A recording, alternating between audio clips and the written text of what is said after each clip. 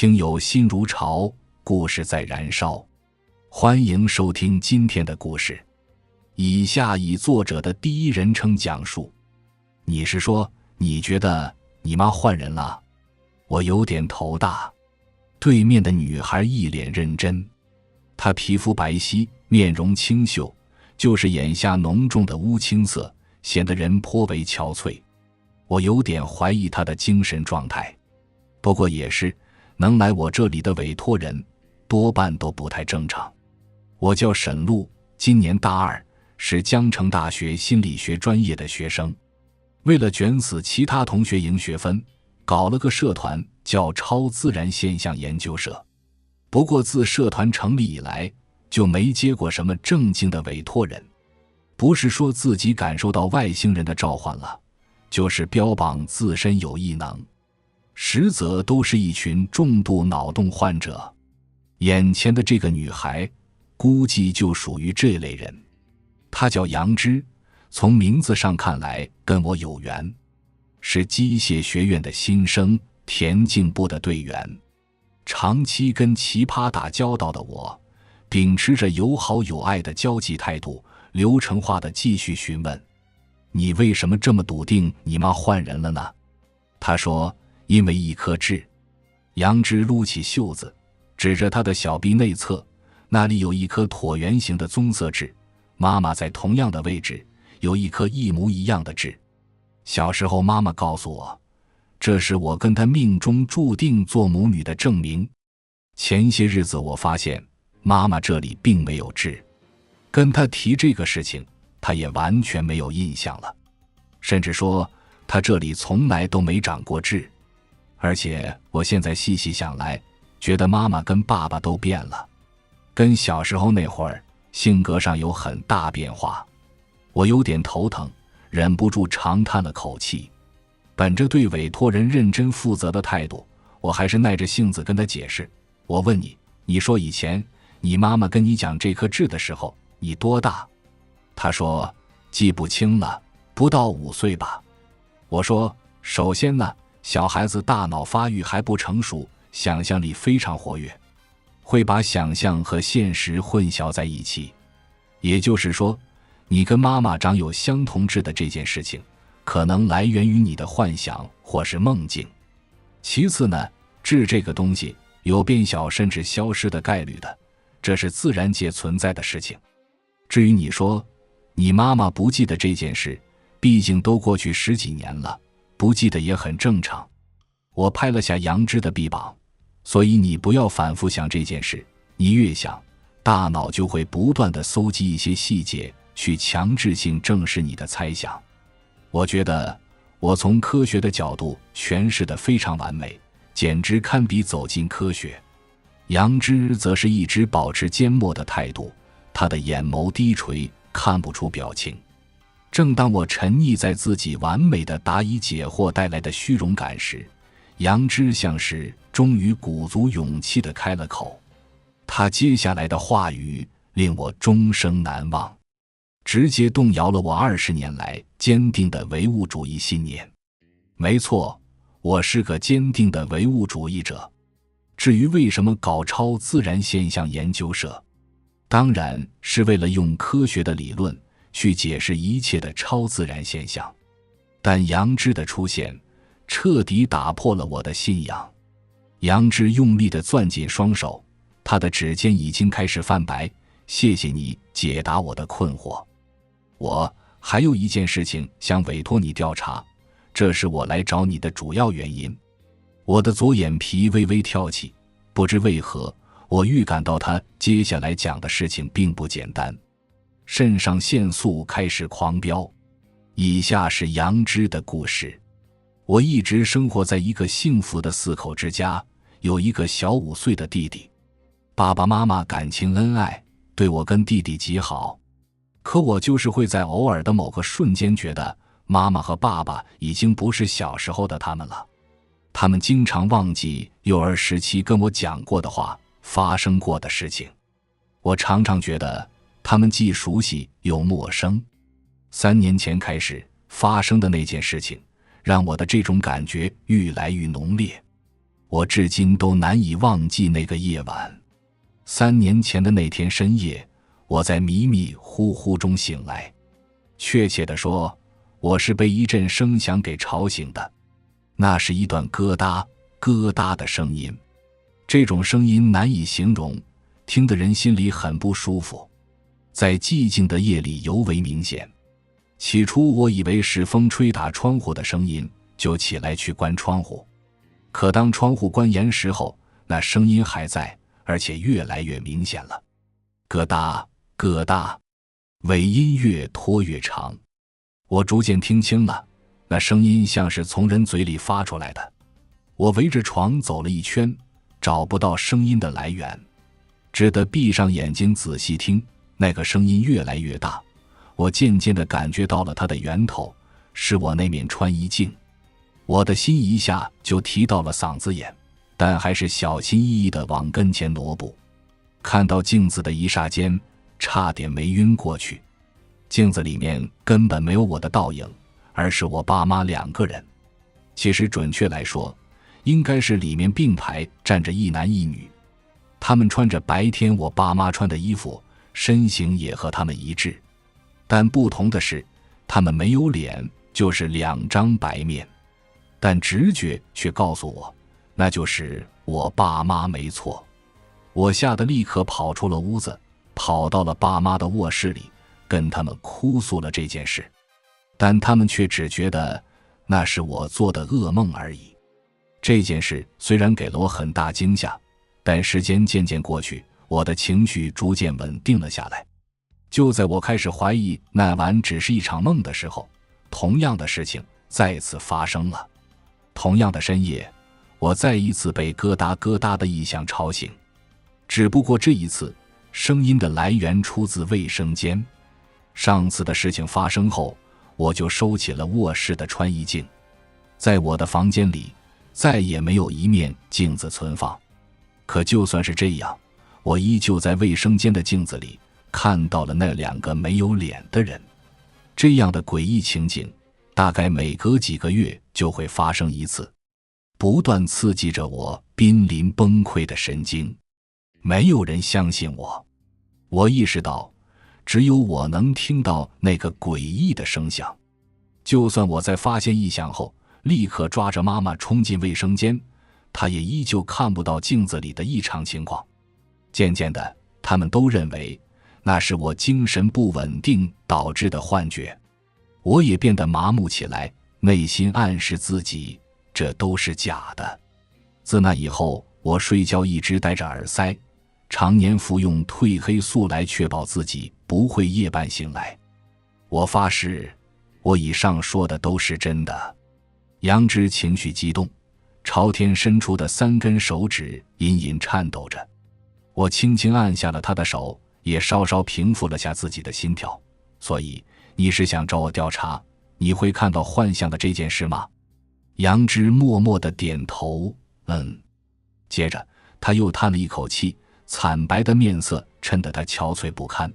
本来我已经和这种偶尔能看到的诡异情形和解了，但是最近这半年，我几乎每晚都会遇到这事儿。从我上大学开始，每晚都会发生这样的事情。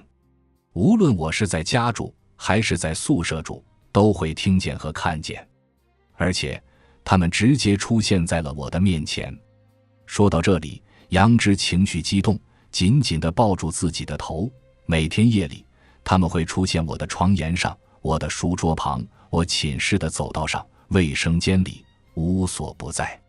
他们发出的声音也不只是咯哒声了，而是像哑巴或者口吃患者一样非常用力的发音。杨枝狠狠地拍打自己的脸，试图镇静下来。我有一次壮着胆子细听，他们来来回回就说了2个字。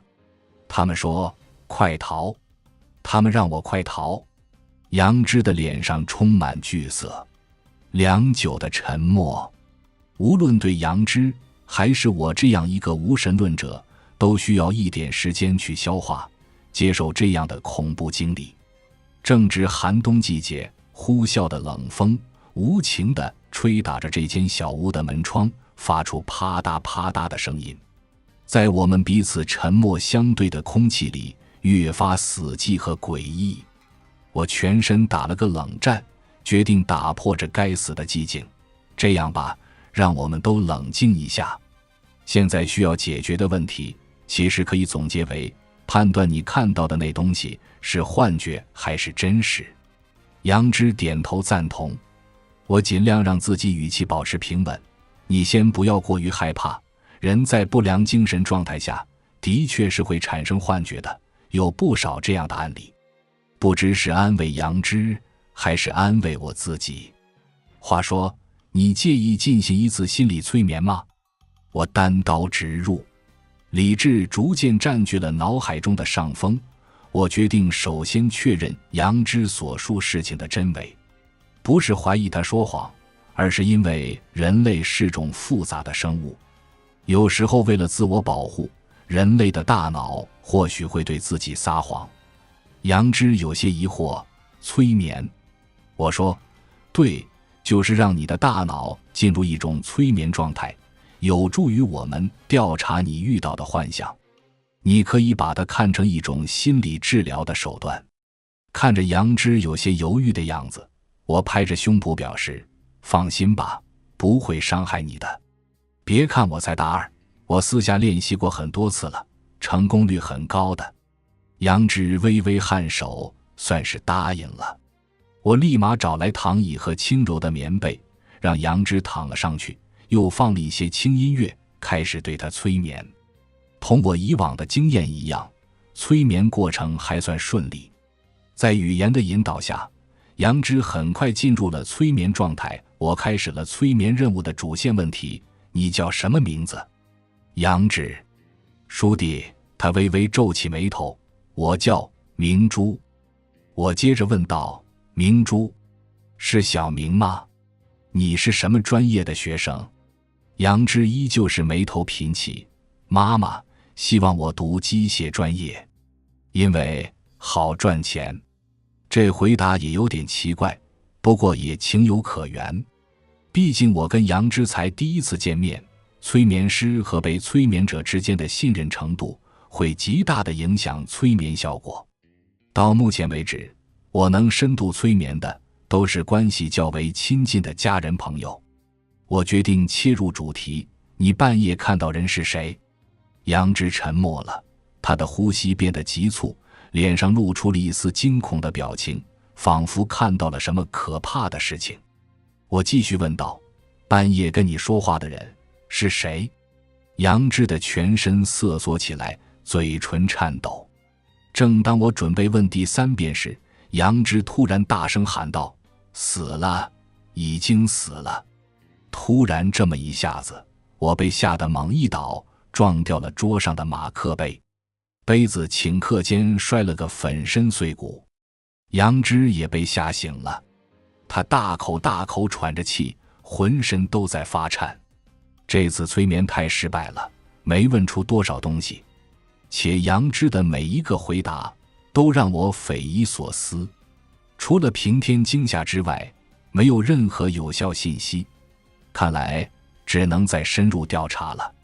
而调查的方法简单粗暴，就是我跟杨枝一起住，看看他半夜遭遇的事情到底是真实还是幻象。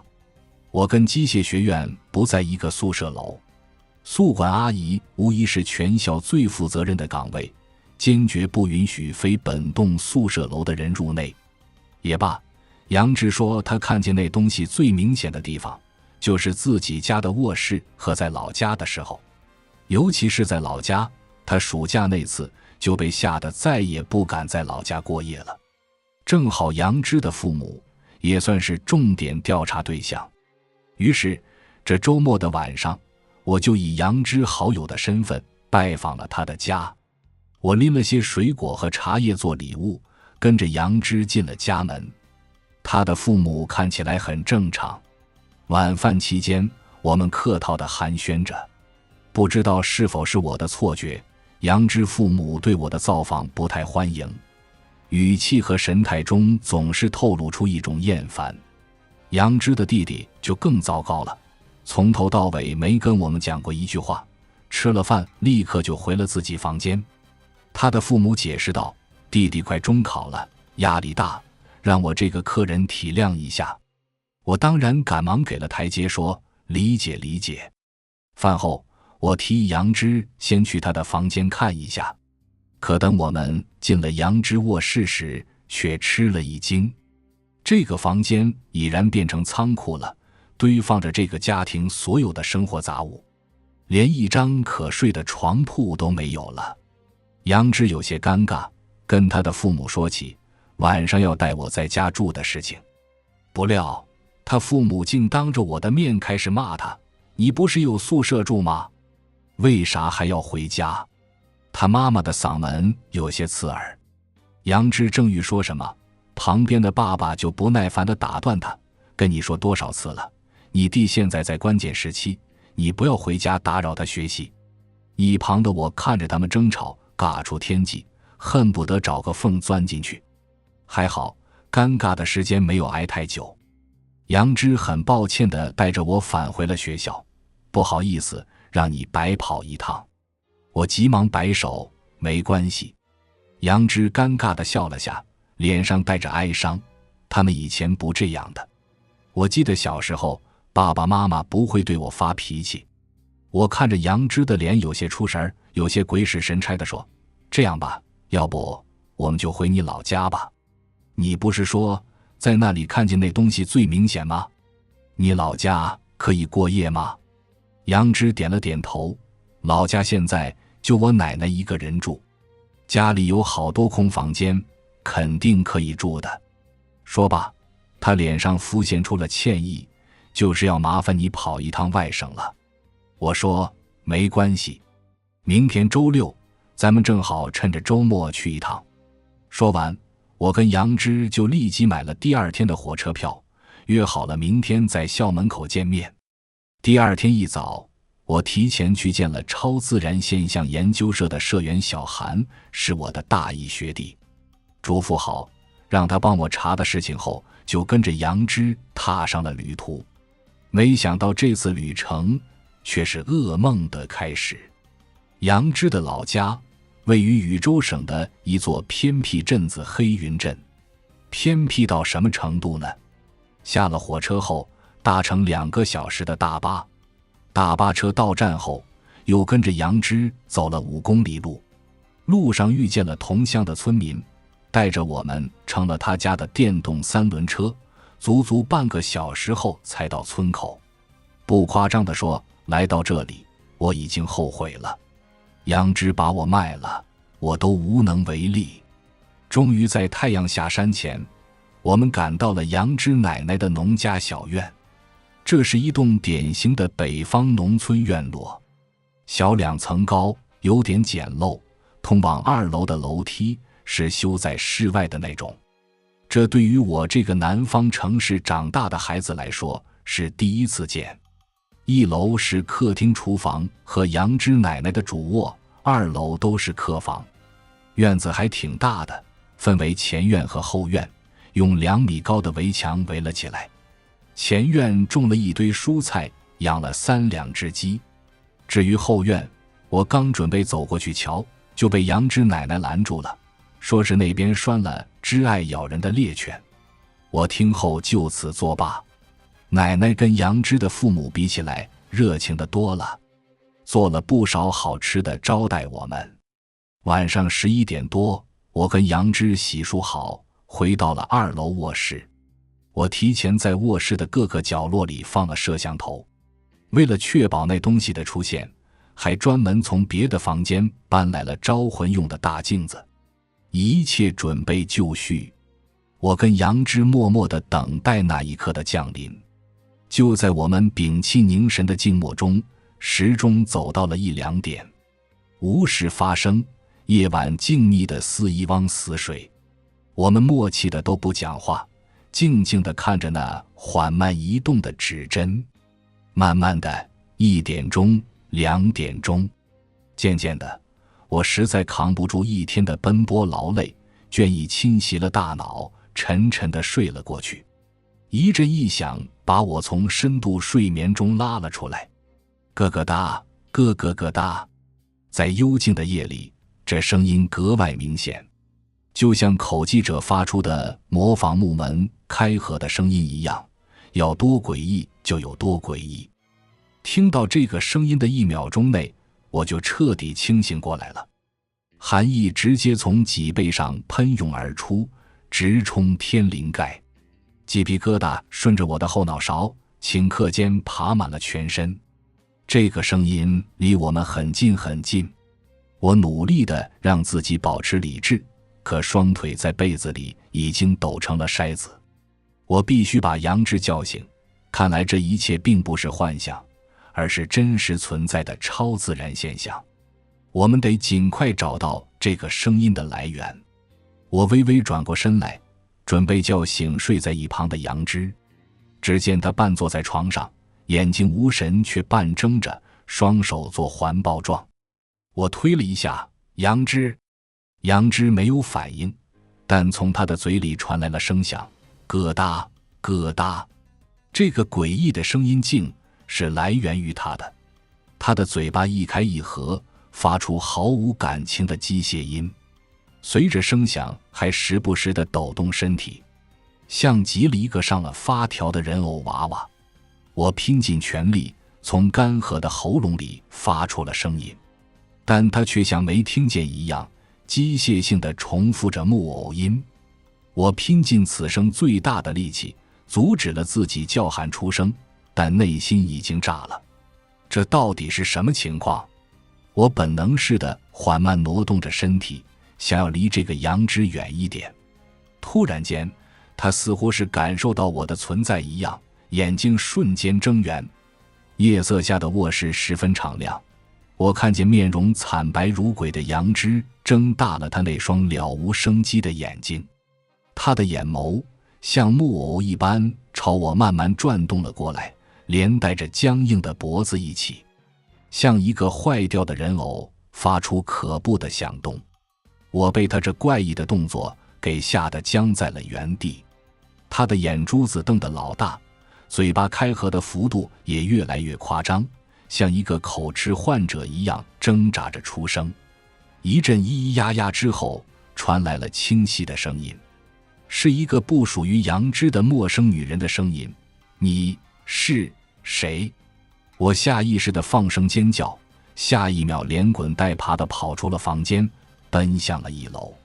我想要赶快找到杨枝奶奶，可突然意识到自己竟跑来了拴着猎犬的后院，顾不得那只咬人的狗了，我急匆匆地跑去主卧的后门。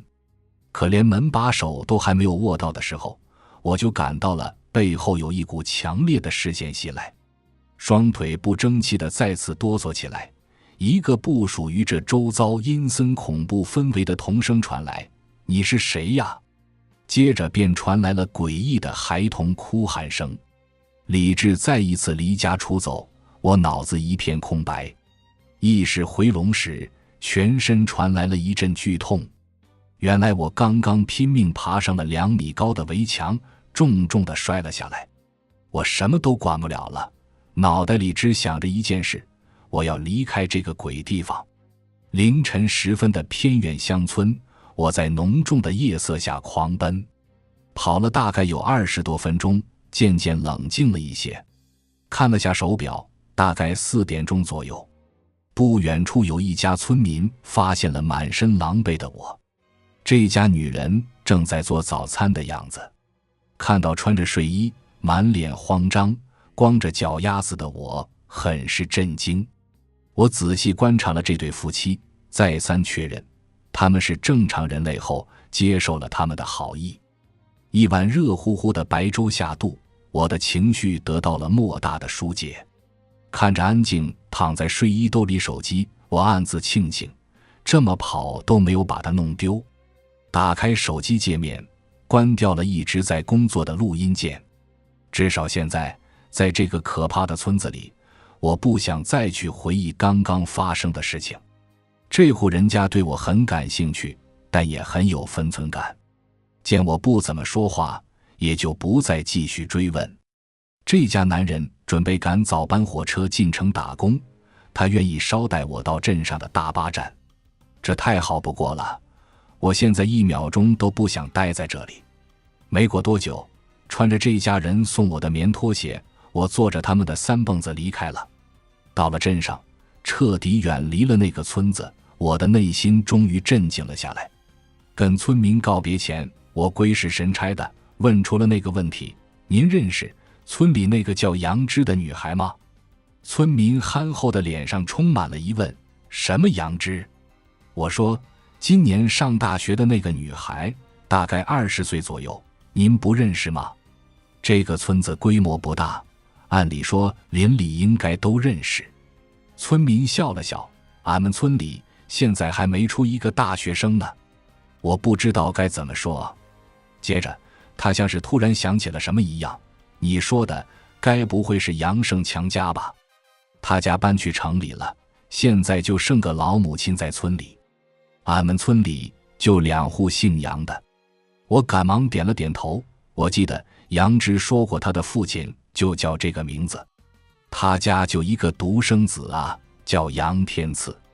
村里人都知道啊，他家就一个儿子，就没听过什么叫杨枝的。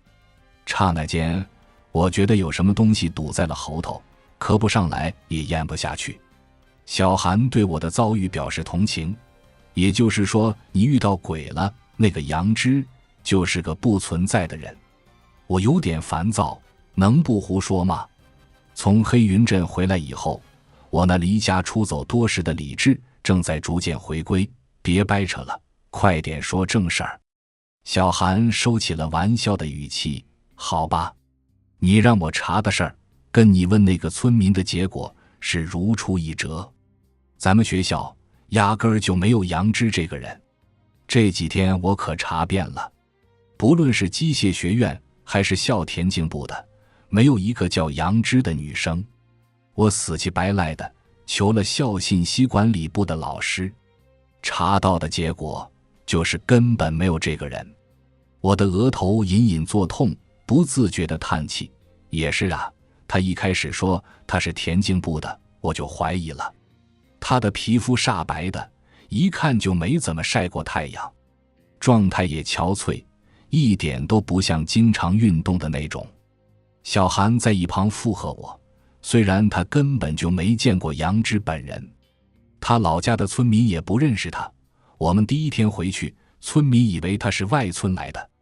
的确，我们一进到那个村子，我就觉得违和。那个村子的人似乎都不认识杨枝，所以现在的结论就是，他就是个鬼。我按了按钝痛的额头，低头看了眼我跟杨枝的短信记录。自那天起，已经过去快1周了，杨枝再也没有联系过我。鬼也用短信吗？这显然不可能。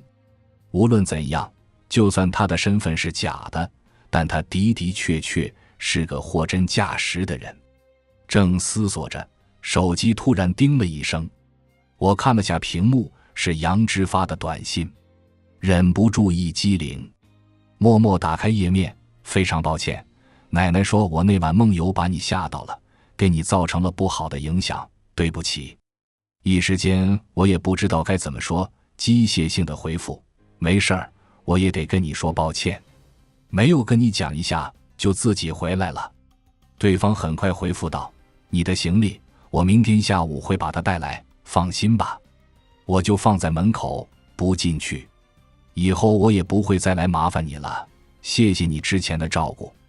心情突然翻涌了一下，有些难过，但我很快清醒过来，我正好有事找你，明天下午等你过来。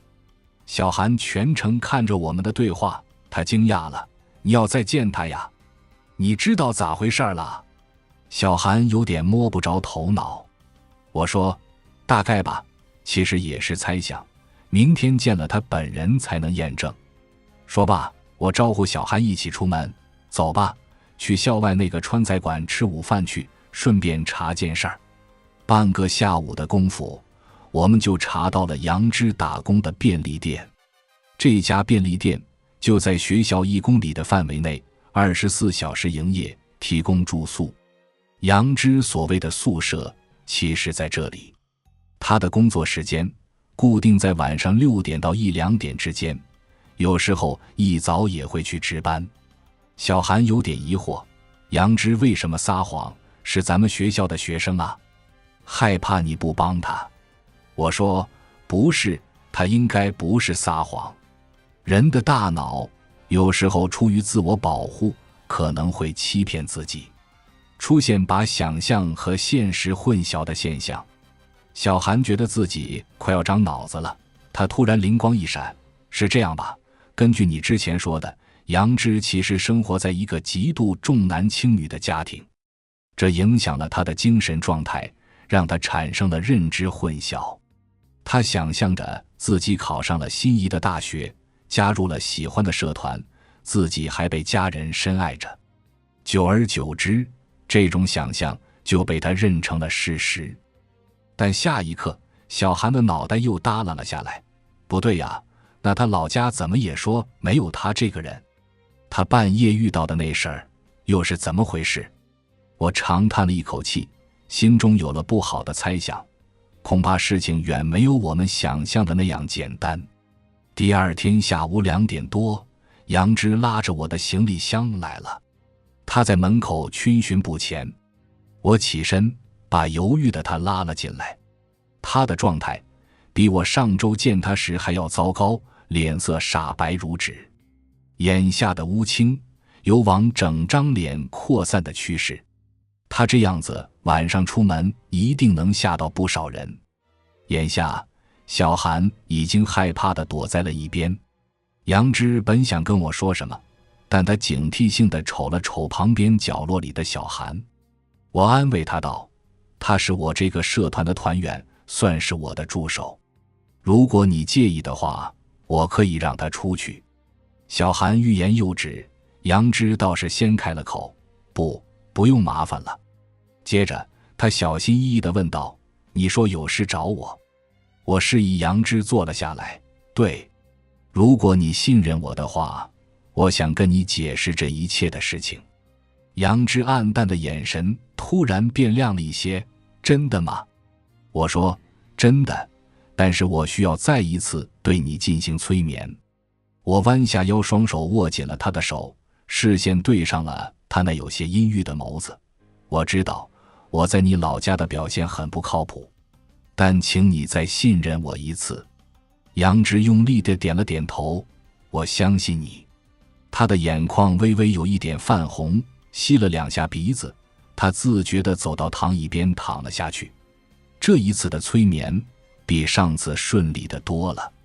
眼见着杨枝已经进入了催眠状态，我开始了第2次的问答。我说你叫什么？他说杨枝。我说你5岁之前叫什么？他说杨。不对，明珠。我叫陈明珠。小韩满脸惊诧，跟我对视了一眼。我继续问道，你为什么改名？杨枝的表情有些痛苦。我不知道。我换了个问法，5岁之前的爸爸妈妈和你现在的爸爸妈妈是同样的人吗？杨枝的眉头皱成了一团，嘴唇开始颤抖起来。不是。跟我猜想的一模一样。一旁的小韩显然明白了状况，发出了一声惊呼。我继续询问，是谁带你离开了你原来的家？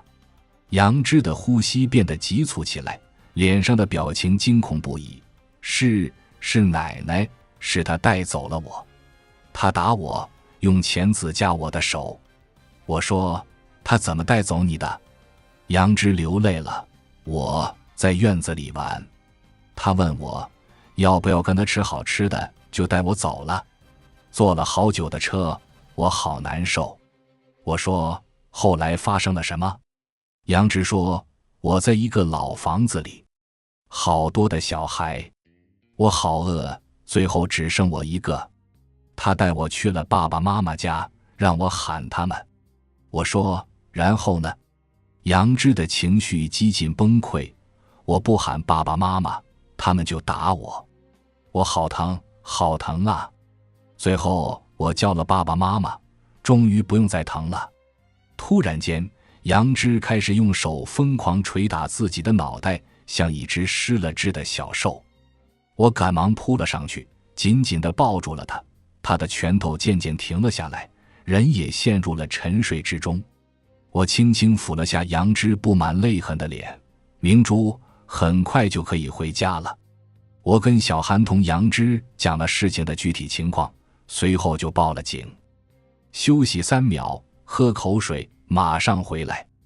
3、2、1，我回来了。喜欢我故事的听友可以点赞视频以及订阅我的油管频道，搜索燃烧的故事。您的支持是我日更的最大动力。回到故事里，由于杨枝准确地报出了他的真实名字，很快就在派出所查到了当年亲生父母的报案记录。陈明珠，2004年生人，于2009年4月21日在徽州省安城市走失。不幸的是，他的亲生父母陈忠文和苗丽丽夫妇已于3年前相继去世。2009年，陈忠文夫妇从丢失了独生女儿的那一刻起，就已然成了行尸走肉。夫妻俩辞去了高中教师的职务，跑遍了全国大大小小的城市乡村，辗转在各地不同的火车站，风餐露宿，食不果腹。这样漫无目的寻找女儿的绝望日子一眼望不到头。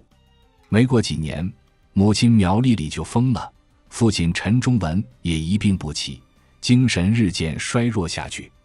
这样的日子熬了12年之久，终于在3年前夫妻俩相继去世，撒手人寰。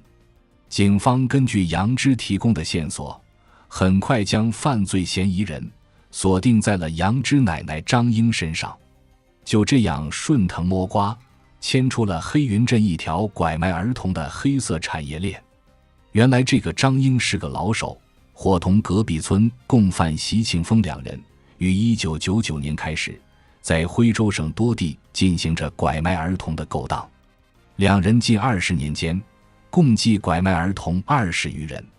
张英负责进行儿童诱拐，习庆峰寻找买家。其中最大的一个藏匿拐卖儿童的窝点，就在张英黑云镇老宅的地下室里。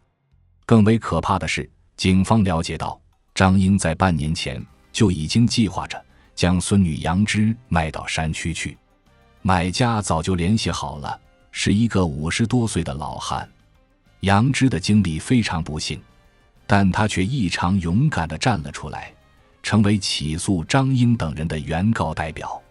我知道，他计划在起诉张英成功以后，第2步就是起诉他的买家父母。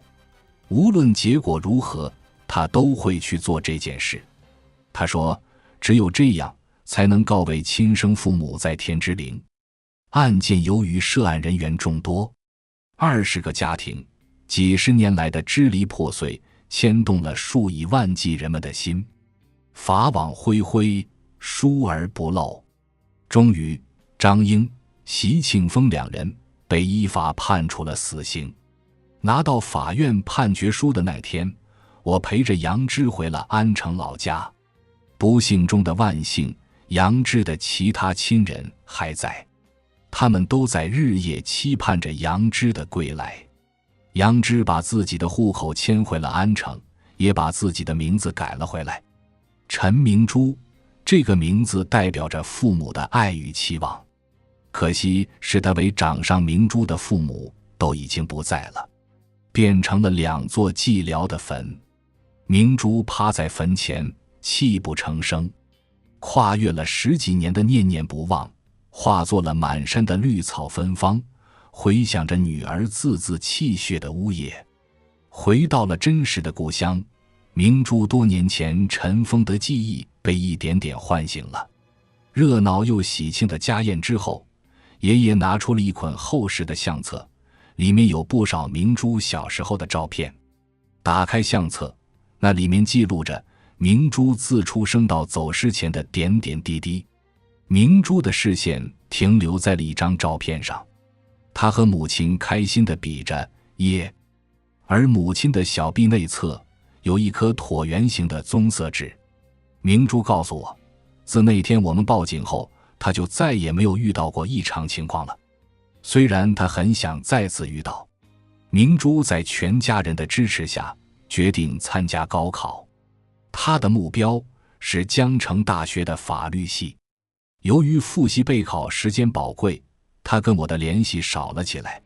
小韩还是锲而不舍地追问，所以说你能解释下你跟明珠遇到的那个超自然现象吗？就是那个疙疙瘩瘩的异响，还有明珠爸妈的显灵。我被烦得头皮发麻，不知道，这就当作是咱们社团的未解之谜吧。小韩一脸失望，恨铁不成钢地瞅我说，你还敢说自己是坚定的唯物主义者吗？这么快就对生活妥协了？严格说来，我觉得自己应该还是一个唯物主义者。从科学的角度解释，或许在人死后，灵魂会变成更高维度的生物。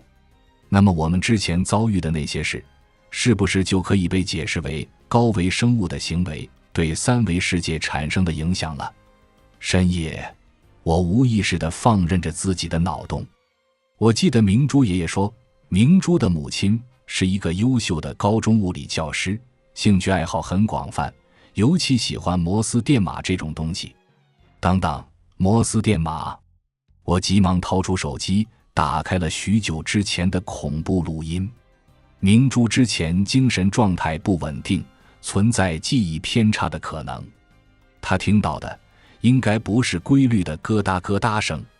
按下了播放键，手机中传来了那阵声响。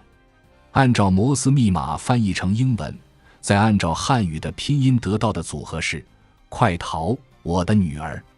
这一刻，我知道我再也不会是个唯物主义者。我想，人贩子永远都不会懂，父母对孩子的爱会超越时间，跨越维度。